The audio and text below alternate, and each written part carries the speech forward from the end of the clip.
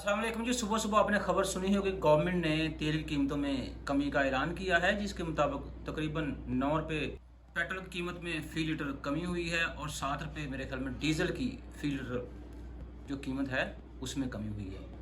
अब देखिए इस कमी का कितना फ़ायदा होता है। आपको फ़ायदा होना तो चाहिए, लेकिन अब ये तय करता है कि जो सिस्टम है हमारा, वाकई वो ये फ़ायदा आप तक ट्रिकल डाउन करता है कि नहीं करता। लेकिन दूसरी तरफ गवर्नमेंट ने जो आईएमएफ से मुआहदा किया हुआ था और वादा किया हुआ था कि फ़ी यूनिट जो कीमत है वो 4 मतलब कि 4 रुपये 96 पैसे उन्होंने टैरिफ की मद में, ये बिजली के टैरिफ की मद में फ़ी यूनिट इजाफा कर दिया है। और इस हिसाब से अगर देखा जाए तो आप अगर 100 यूनिट बिजली का इस्तेमाल करते हैं तो तकरीबन इस बिजली के टैरिफ की मद में 1836 रुपये बिल आपको आएगा। इसमें बाकी टैक्सेस शामिल नहीं है।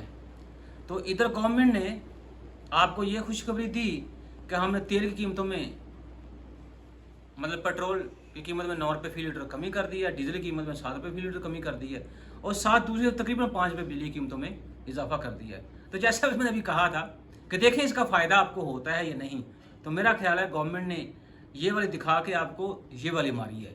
तो अगर 7 रुपये या 9 रुपये तेल की कीमत में फ़ी लीटर कमी की है, लेकिन साथ आप देखें उन्होंने बिजली की कीमत में फ़ी यूनिट तकरीबन 5 रुपये इजाफा कर दिया है, तो मेरा ख्याल है कि इसका फ़ायदा आपको नहीं होगा।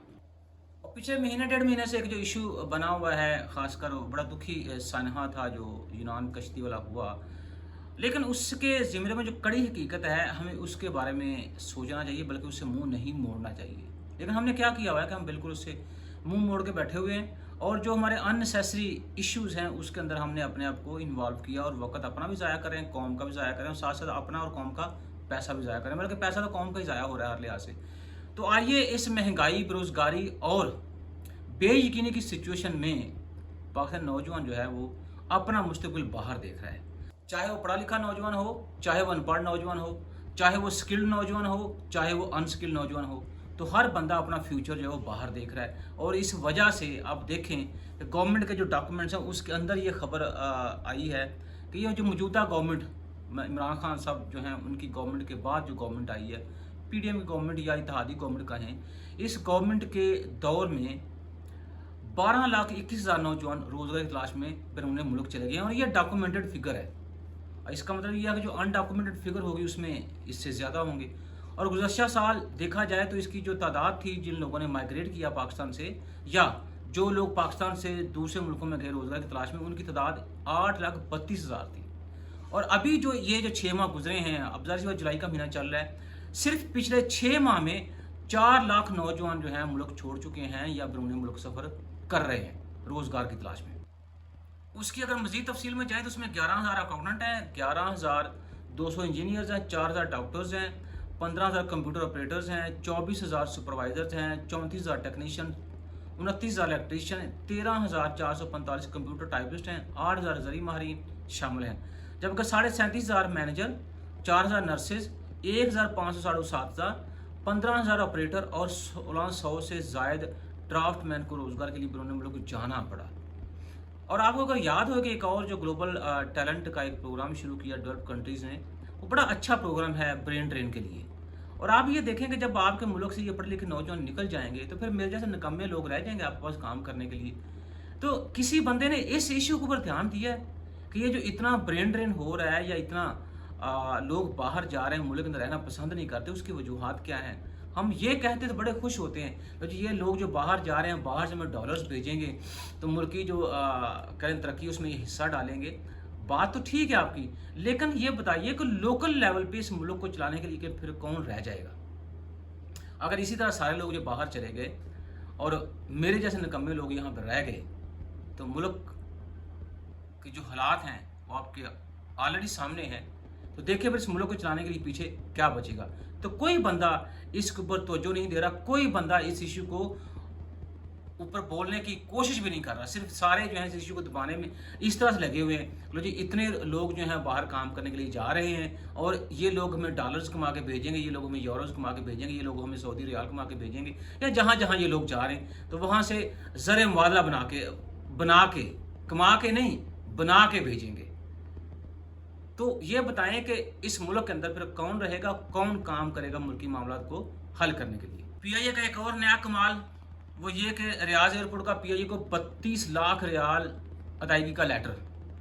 खबर कुछ इस तरह से है कि पीआईए को 32 लाख रियाल की अदायगी से मुतल्लिक लेटर जारी कर दिया गया और ज़राए ये भी बता रहे हैं कि रियाज एयरपोर्ट अथॉरिटी को 6 माह से अदायगी नहीं की गई। रियाज एयरपोर्ट को अथॉरिटी को 82 लाख रियाल से ज़ायद वाजिब अदा किए जाने हैं। इस तनाजुर में रियाज एयरपोर्ट अथॉरिटी ने पीआईए को 15 जुलाई तक वाजिब अदा करने की वार्निंग दी है और 15 जुलाई तो कल का गुजर गया, आज 16 है। ज़राए के मुताबिक वाजिब अदायगी अदम अदायगी की सूरत में विंटर स्लॉट में भी कमी कर दी जाएगी, मतलब कि जो पहले स्लॉट्स मिल रही थी आपको ज़ाहिर सी बात है वो उनमें कमी हो जाएगी। और तर्जमान पीआईए ने वाजिब की अदायगी की रियाज एयरपोर्ट अथॉरिटी की जानब से की जाने वाली याद दहानी की तस्दीक की। इनका कहना है कि इस किस्म की याद दहानी रूटीन की बात है, मज़कूरा मामले से फ़ज़ाई ऑपरेशन में कोई खलल पड़ने का इम्कान नहीं है। ये तो हम शुरू से कहते आ रहे हैं, कोई नहीं जी हालात ठीक हो जाएंगे जी, पाकिस्तान टेक ऑफ भी कर जाएगा जी, पाकिस्तान जो है वो एशियन टाइगर भी बन जाएगा। बन भी गया था, उसको टाइगर भाग गया। फिर हमने ये भी कहा जी कोई बात नहीं, अगर शेल इस मुल्क से अपने कारोबार बंद करी तो ये भी रूटीन की बात है, मार्क चेंज होगा, शेल कंपनी काम करेगी। लेकिन आप ये नहीं सोचते कि इससे जो कॉन्फिडेंस है वो जो आपका मुअत्तल होगा, या कॉन्फिडेंस जो है वो आपका डिक्रीज होगा, या कॉन्फिडेंस आपका डाउनफॉल उसके अंदर आएगा, तो उसकी वजह से कारोबार बड़े मुतासर होते हैं। तो हम हर उस मामले को जो बड़ा सेंसिटिव है उसको बस रूटीन समझ के कबूल कर लेते हैं। मेरा सवाल ये है कि इस तरह के वाइट एलिफेंट जो है उनको पालने की जरूरत क्या है, इसको प्राइवेटाइज क्यों नहीं कर देते, या इसको आप एफिशिएंट करें। कोशिश तो बढ़िया करें लेकिन वह चीज़ें बन नहीं पा रही, तो उसका फिर बेहतरीन हल ये है कि बजाय इसके कि इस तरह के जो वाइट एलिफेंट हैं वो मुर्गी खाने के ऊपर बोझ पड़े, उनको बेच देना चाहिए, ताकि कम से कम आप जो पैसा इस हाथी को बचाने के लिए ज़ाया कर रहे हैं वो आप किसी और काम की तरफ लगा सकें, ताकि मुल्की तरक्की जो है उसके अंदर वो जो ज़ाया शुदा पैसा था जो वाइट एलिफेंट को बचाने के लिए वो लगा रहे थे वो किसी अच्छे काम आए और मुल्की तरक्की में इजाफा हो। ले जी, अक़वाम मुत्तहिदा को बड़ा दुख हो रहा है इस बात के ऊपर कि आधी दुनिया कर्ज़ों की वजह से डूब रही है। गरीब मालिक पर कर्ज़ों का बोझ उनके निज़ाम की नाकामी की वजह से मजमूई कर्ज़े जो हैं गरीब मालिक के ऊपर वो 920 खरब डॉलर से बढ़ गए हैं। अब 2022 में जो रिकॉर्ड की गई ये बात थी और अक़वाम मुत्तहिदा ने भी रिपोर्ट पेश की है, उसमें 920 खरब डॉलर तक का कर्जा जो है वो गरीब मुल्कों पर पहुंच गया है। और कहा जाहिर सी बात है, अब अगर जो डेवलपिंग कंट्रीज हैं उनकी पॉपुलेशन रेशो देखी जाए तो तकरीबन आधे से आधी बनती है, आधे से थोड़ी सी ज़्यादा बनती है। रिपोर्ट में ये कहा गया है कि जो गुज़श्ता 2 दहाइयाँ हैं उसके दौरान दुनिया भर में मुल्की और बैरूनी कर्ज़ों में तकरीबन 5 गुना से ज़्यादा इजाफा हुआ है। तकरीबन मालिक ने आलमी कर्ज़ों का तकरीबन 30% बोझ उठाया हुआ है, जिनमें 70% कर्ज चीन, भारत और ब्राज़ील पर है। 59 तरक्की मालिक के कर्ज और GDP का तनासब 60% से ज़्यादा है, जो कर्ज की बुलंद सतह की निशानदही करता है। अब हमारी आधी दुनिया UNO के मुताबिक कर्जों के बहरान की वजह से तबाही में डूब रही है। 2022 में आलमी सतह पर अवामी कर्ज 92 ट्रिलियन डॉलर तक पहुँच गया है। और UNO के सेक्रेटरी साहब ये भी कहते हैं कर्जों का बोझ गरीब मालिक पर है और उन्होंने कर्जों का बहरान निज़ाम की नाकामी को एक वजह करार दिया है और इसके खिलाफ कार्रवाई आसान नहीं लेकिन बहुत ज़रूरी है। अब देखें ना, इसके खिलाफ कार्रवाई इतनी आसान नहीं लेकिन बहुत ज़रूरी है और बड़ी कॉमन सी बात है। ये मेरा नहीं ख्याल रॉकेट साइंस है जिसकी समझ ना आए वो ये, कर्ज़ों से घर चला तो ज़रूर करते हैं या मुल्क चला तो ज़रूर करते हैं लेकिन तरक्की नहीं करते। तरक्की के लिए आपको ठोस लाहे अमल बनाना पड़ता है। जैसे पाकिस्तान आजकल आप देखें बड़ी सिचुएशन जो है वो गुम में पड़ी हुई है, या बड़े हम ठीक अल्लाह का शुक्र हम डिफ़ॉल्ट से बच गए, लेकिन मसला ये है कि वो डिफ़ॉल्ट कह लें कि उसका दौरानिया थोड़ा सा और बढ़ गया, लेकिन उस दौरानिया के दौरान अगर हमने कोई काम ना किया, मसलन हमने इकनॉमिक रिफॉर्म्स के बारे में ना सोचा या उनको लॉन्च ना किया बर वक्त, तो मेरा नहीं ख्याल कि हम फर्दर जो है कोई इस तरह का पैकेज मिलेगा और हम डिफ़ॉल्ट से बच पाएंगे। हमने कोई लॉन्ग टर्म 20-30 साल पॉलिसी ना बनाई तो मेरा नहीं ख्याल कि हम डिफ़ॉल्ट से बच पाएंगे। और फिर हमने कुछ इस तरह का सेटअप कायम ना किया जिसके अंदर हम पाबंद करेंगे कि कोई बंदा, कोई भी गवर्नमेंट जो 20-30 साल का प्लान हमने इम्प्लीमेंट किया उसमें रद्द-बदल नहीं करेगी। और अगर कोई भी गवर्नमेंट उस प्लान को सबोताज करने की कोशिश करती है तो ज़ाहिर बात है वो जवाबदेह होगा, या कोई भी फ़र्द उस प्लान को नुकसान पहुंचाने की कोशिश करता है तो वो भी जवाबदेह होगा।